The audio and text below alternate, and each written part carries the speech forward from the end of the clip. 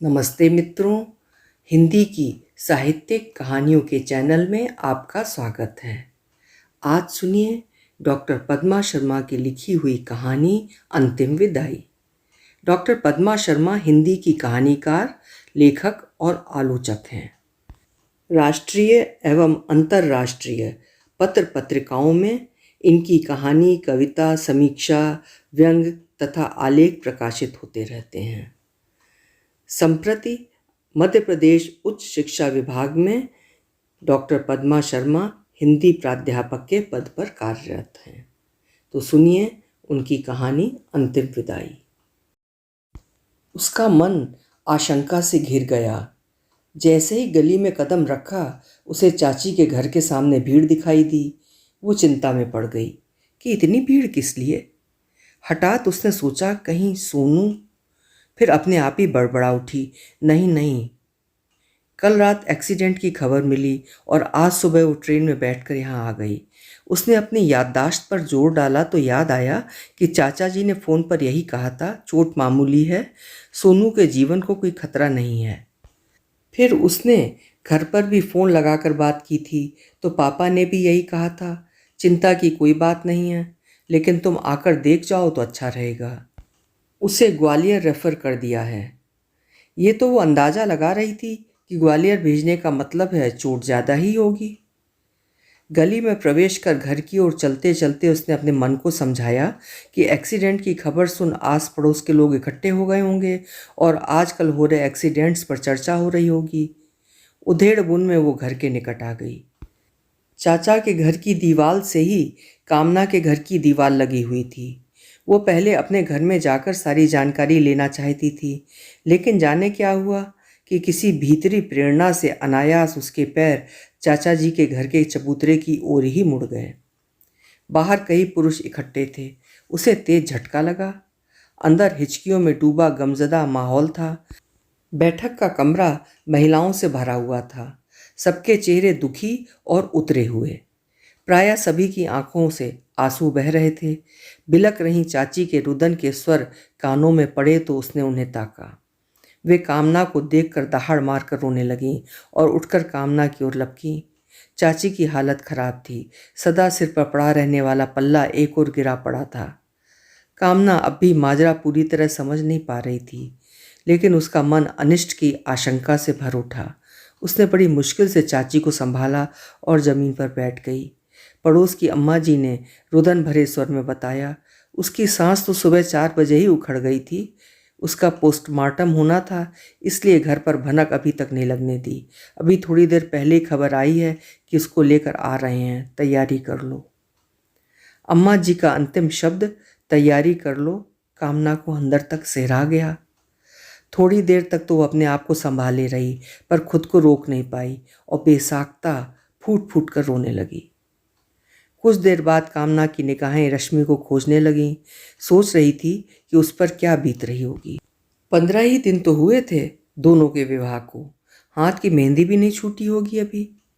उसने देखा चाची की दोनों बड़ी बहुएं महिलाओं के बीच बैठी हैं। फिर नजर आया नीचा सिर किए रश्मि भी उन्हीं के पास बुत सी बनी बैठी है। इच्छा हुई कि उसके पास पहुंच जाऊं, लेकिन पशोपेश में पड़ गई कि किन शब्दों से दिलासा देगी वो रश्मि को। उसे समझ नहीं आया, इसलिए रश्मि से बात करने का ख्याल उसने भीतर ही दबा लिया। वो भी गमज़दा चेहरा लिए पहले से बैठी नाते गोते की औरतों के बीच में बैठ गई।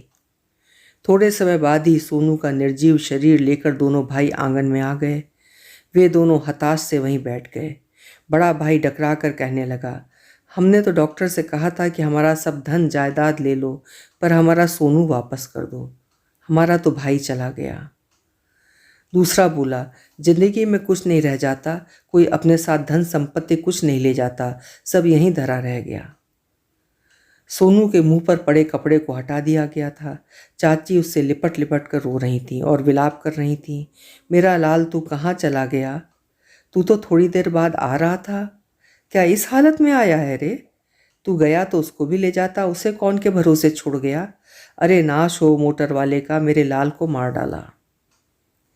सोनू की देह पर चाची दहाड़े मारती रो रही थी और कामना सोनू की बातें याद कर रही थी। उसके आते ही वो खातिरदारी के लिए घर सिर पर उठा लेता, चहकते हुए 2 दिन का प्रोग्राम फिक्स कर लेता और जब तक बात नहीं मनवा लेता पैर पकड़े बैठा रहता था। पर आज कितना शांत पड़ा था। उसके शरीर पर से कपड़ा हट गया था। नीचे देखा कि उसका शरीर पॉलीथीन में लिपटा हुआ था जो खून से लथपथ हो रही थी। फिर भी उसका हंसमुख चेहरा ज्यों का त्यों था। ऐसा लग रहा था कि अभी बोल उठेगा। सभी लोग रो रहे थे। केवल रश्मि पत्थर की मूरत के समान चुपचाप बैठी थी। उसके चेहरे पर न कोई भाव था और न ही कोई प्रतिक्रिया। शरीर में कोई हलचल भी नहीं थी। वो निर्विकार भाव से सब देख रही थी। लोगों में कानाफूसी होने लगी। अरे इसको तो रुलाओ, नहीं तो पागल हो जाएगी।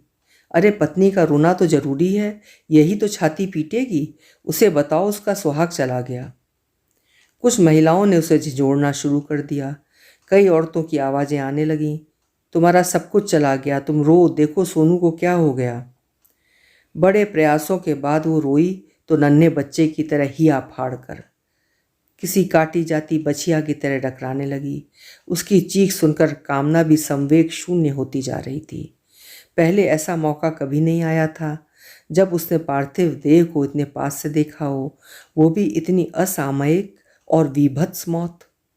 कामना ने रश्मि को देखा। उसके मासूम चेहरे पर बिंदी और मांग में सिंदूर था। कितना प्यारा चेहरा लग रहा था। उसे लगा अब ये सब चीज़ें उससे छीन ली जाएंगी। बिना सिंदूर और बिन बिंदी के उसका चेहरा कैसा लगेगा। चाची तो स्वयं विधवाओं की तरह रहने की पक्षधर हैं। याद है कि यहीं पड़ोस की एक नन्ही लड़की जब खाली हाथ हो गई थी और वो बिंदी लगाए चूड़ी बिछिए पहने घूमती थी तो चाची ने ही सबसे ज़्यादा विरोध किया था। कामना की तंद्रा भंग हुई। चाची विलाप कर रही थीं। उन्होंने अपनी बिंदी और चूड़ी उतार कर फेंक दी और कहने लगीं, ईश्वर तुम्हें सुहागी चाहिए तो मेरा सुहाग ले लो, पर मेरी बहू का सुहाग वापस कर दो। कहते हुए अपना सिर दीवार पर पटकने लगीं। वे बीच बीच में बड़बड़ाती जा रही थीं। रश्मि, आज से तुम हमारी सोनू हो। हम तुम्हें कुछ नहीं होने देंगे। हम तुम्हें कहीं नहीं जाने देंगे। वे कुछ देर रुकती फिर बोलना शुरू कर देती थीं। वे कहने लगीं, मुझे मालूम होता कि मेरे सोनू की उम्र इतनी कम है तो मैं उसका ब्याह नहीं करती। इसकी ज़िंदगी तो बर्बाद नहीं होती। कामना ये सब सुनकर स्तब्ध थी। उसे लग रहा था कि चाची बहू को ही दोष देंगी कि तू मेरे बेटे को खा गई, लेकिन चाची ने ऐसा कुछ नहीं कहा, बल्कि वे रश्मि के प्रति सहानुभूति दिखा रही थीं। कामना को लग रहा था कि हो सकता है सबके सामने चाची रश्मि को कुछ नहीं कह रही हों। सोनू चाची का सबसे लाडला बेटा, सबसे छोटा होने के कारण लाड़ का हकदार भी। इस वजह से रश्मि भी चाची की लाडली बहू है। लेकिन इस स्थिति में हर औरत बहू को ही डाकिन बताती। सो कामना को लग रहा था कि बेचारी रश्मि, बेचारी रश्मि। ये वाक्य चाची ने उस दिन कहा था जिस दिन सोनू के ब्याह के बाद रश्मि ने रसोई में प्रवेश किया था और इतने बड़े परिवार के लिए खिचड़ी बनाई थी। दरअसल रश्मि अल्हड़ थी और अबोध भी। सुंदर ऐसी कि प्लास्टिक की गुड़िया लगे।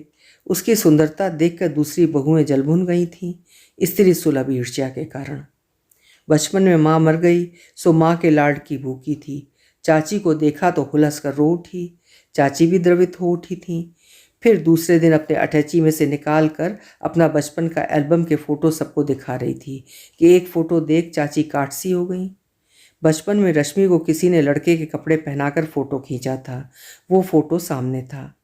कामना ने टहोका तो चाची ने यादों में बुदबुदाते हुए कहा, ऐसी ही तो लगती थी चिम्मी, मेरी चिरैया। फिर लंबी सांस खींचकर रश्मि को खींचकर सीने से लगा लिया था उन्होंने।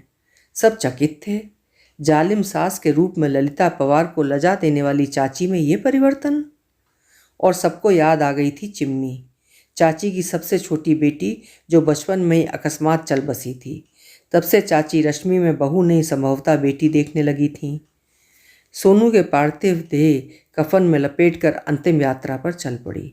औरतें क्रंदन कर रही थीं। कई घंटे ऐसे ही बीते। घर के पुरुष अंत्येष्टि करके वापस आ गए थे। कामना ने कंधा देने वाले पुरुष के कंधों पर तेल लगाया जिससे उनके कंधों से अर्थी का बोझ उतर जाए। रिवाज के अनुसार विवाहित लड़कियां रुकती नहीं हैं। कामना भी जाने लगी तो चाची की याचक निगाहों ने उसके पैर बांध दिए। वे फूट फूट कर रोने लगीं। फिर फुसफुसाती हुई बोलीं, तुम रुक जाओ कामना, तुम्हारी रश्मि से खूब पटती है, तुम चली जाओगी तो उसे कौन दिलासा देगा।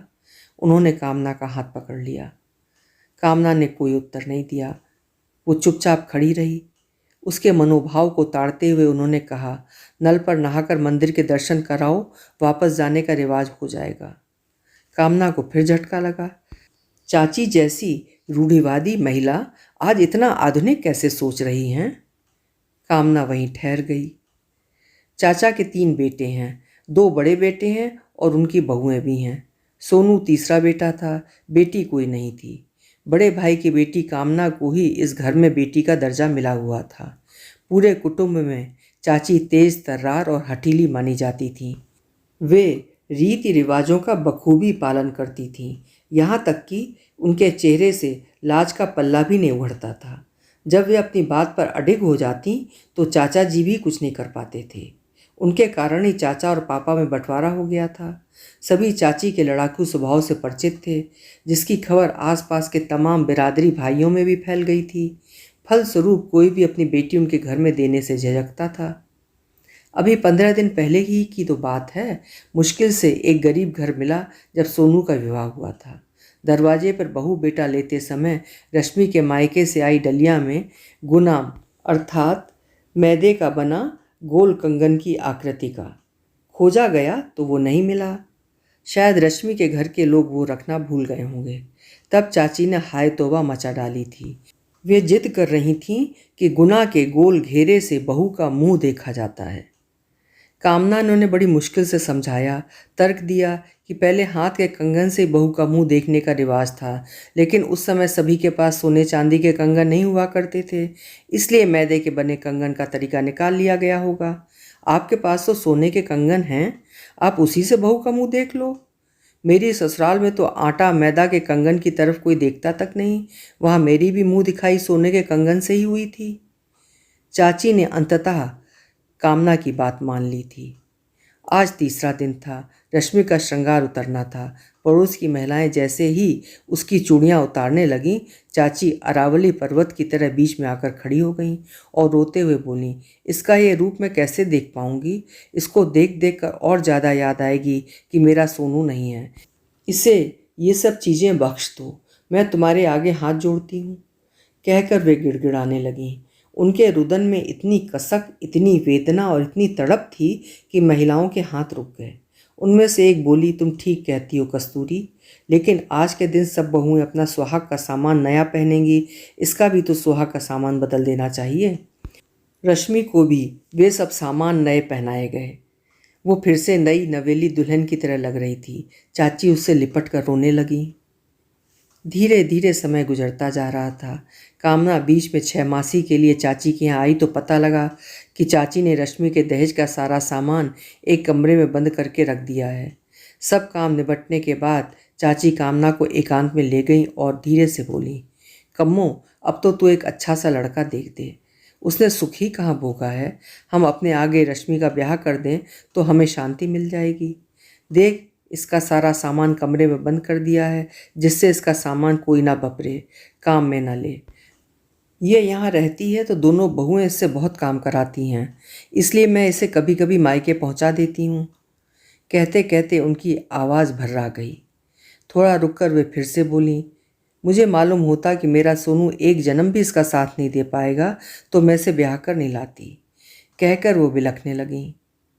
कामना उन्हें दिलासा देते हुए सोच रही थी कि चाची का ये विचार तो बहुत अच्छा है। वे पुनः बोल उठी, देख, उसके माँ बाप तो गरीब हैं, यही ब्याह उनने बड़ी मुश्किल से किया था। तुम रुपए पैसे की चिंता मत करना, हम करेंगे शादी, हम करेंगे कन्यादान। कामना को चाची के चेहरे पर अडिग निश्चय का भाव दिखाई दिया। यह सब सुनकर वो निश्चिंत हो गई कि चाची रश्मि का ख्याल रखेंगी और उसे कोई तकलीफ नहीं होने देंगी। समय निकलते देर नहीं लगी। रश्मि का भी ग्रेजुएशन पूरा हो चुका था। चाची ने हट करके उसे परीक्षा दिलवाई थी। जब रश्मि ने ही फ़ोन पर बताया था कि चाची रात को जाग जाग कर उसे चाय पिलाती थी और परीक्षा के लिए प्रोत्साहित करती थी, तो कामना भी चाची के बदलते मात्र हृदय पर खुश हो गई। सोनू को गुजरे पूरा 1 वर्ष बीत गया था। कामना रश्मि के दुख को भूलकर अपने परिवार में व्यस्त हो गई थी। अचानक चाची का फ़ोन आया। उन्होंने बताया कि रश्मि की शादी तय कर दी है, लड़का बैंक में है, उसकी पत्नी भी एक एक्सीडेंट में चल बसी थी। शादी का मुहूर्त जल्दी का निकला है, इसलिए सब काम तेज़ी में चल रहा है। चाची का कहना था कि कार्ड का इंतज़ार नहीं करना, जल्दी आ जाना। शादी की नियत तिथि आ गई थी। कामना अपने परिवार के साथ वहाँ आई। विशाल पांडाल लगा हुआ था, चारों ओर रोशनी जगमगा रही थी। चाची चमकीली साड़ी पहने सामने से आती दिखाई दी। वे कामना से गले मिली, बोली, आज मैं अपनी जिम्मेदारी पूरी कर रही हूँ। कहते हुए उनकी आंखें नम हो गईं। बारात आई। लड़का सुशील और व्यवहारिक लगा। शादी की सभी रीति परंपराएं चल रही थीं। अचानक एक बहस का मुद्दा पंडितों के बीच चल पड़ा कि लड़की की एक बार भावर पड़ जाती है तो दूसरी बार नहीं पड़ती। कुछ देर तक तो चाची शांत होकर सुनती रहीं। वे लाज की ओट से सब देख सुन रही थीं। वहाँ कई बुजुर्ग भी थे। उनके सामने चाची ने कभी चेहरा भी नहीं उघाड़ा था, फिर मुंह कैसे खोलती। ये बहस चलते बहुत देर हो गई। लड़के वालों की तरफ का पंडित भी यही कह रहा था, हाँ, शास्त्रों में भी यही नियम है। चाचा शांत मूर्ख दर्शक बने बैठे थे, पर चाची कहाँ शांत रहने वाली थीं। वे विनम्र किंतु ऊंची आवाज में बोली, फेरे तो पड़ेंगे, फेरे से ही तो पति पत्नी बनेंगे। वचन हरेंगे तभी तो शादी का महत्व समझेंगे। जब लड़के के फेरे हो सकते हैं तो लड़की के फेरे क्यों नहीं हो सकते। उन्होंने कुछ देर तक पल्ले की ओर से सबके चेहरे तके, फिर बोली, मैं ज़्यादा तो नहीं पढ़ी, लेकिन शास्त्र रचे किसने हैं? हमने, तुमने ही ना। फिर उसमें फेरबदल भी तो कर सकते हैं। चाची का तर्क काटने की हिम्मत वहाँ किसी में नहीं थी। चाची की बात सुनकर कामना खुश हो गई थी। अभी तक वो कुछ बोलने की हिम्मत नहीं जुटा पा रही थी कि लेकिन अब चाची की हाँ में हाँ मिलाने लगी। चाची के दोनों बड़े बेटे कामना को एक तरफ ले गए। एक बोला, जो कुछ हो रहा है वो तो ठीक है दीदी, लेकिन मम्मी के पास खर्च करने के लिए इतना रुपया कहाँ से आया। दूसरा बोला, हमें तो चिंता है कि मम्मी सब कुछ इसी पर न लुटा दें। कामना भौचक सी उन दोनों के चेहरे तक रही थी। बाहर से खुश लगने वाले ये इंसान कितना निकृष्ट सोच रहे हैं। उस समय उन लोगों को शांत करने के उद्देश्य से वो बोली, सब कार्यक्रम निपट जाने दो, फिर बात करेंगे। रश्मि की विदा हो चुकी थी। कुछ रिश्तेदारों ने शादी का विरोध किया था, फलस्वरूप वे नहीं आए थे। जो आए थे वे भी विदाई के तुरंत बाद चले गए थे। शादी के बाद मंडप उखाड़ने के लिए कथा होनी थी, इसलिए कामना को रोक लिया गया। लेकिन मुख्य मुद्दा था कि रात्रि में घर की पंचायत होनी थी। बड़े बेटों के मन में जो द्वंद्व चल रहा था उसका फैसला होना था। रात्रि होते ही कमरे में सभी लोग बैठ चुके थे। कामना चाची की ओर मुखातिब हुई और बेटों की ओर इशारा करते हुए कहा, ये दोनों पूछ रहे हैं कि शादी में जो खर्च हुआ है, इतना पैसा कहाँ से आया। चाचा जी कोई उत्तर देते उससे पहले चाची ने आंखें तरेरते हुए कहा, जायदाद में सबको हक मिलना चाहिए। अब तुम लोग अपने अपने रहने का इंतज़ाम कर लो। इस हवेली को बेचकर हमने 4 हिस्से कर लिए हैं।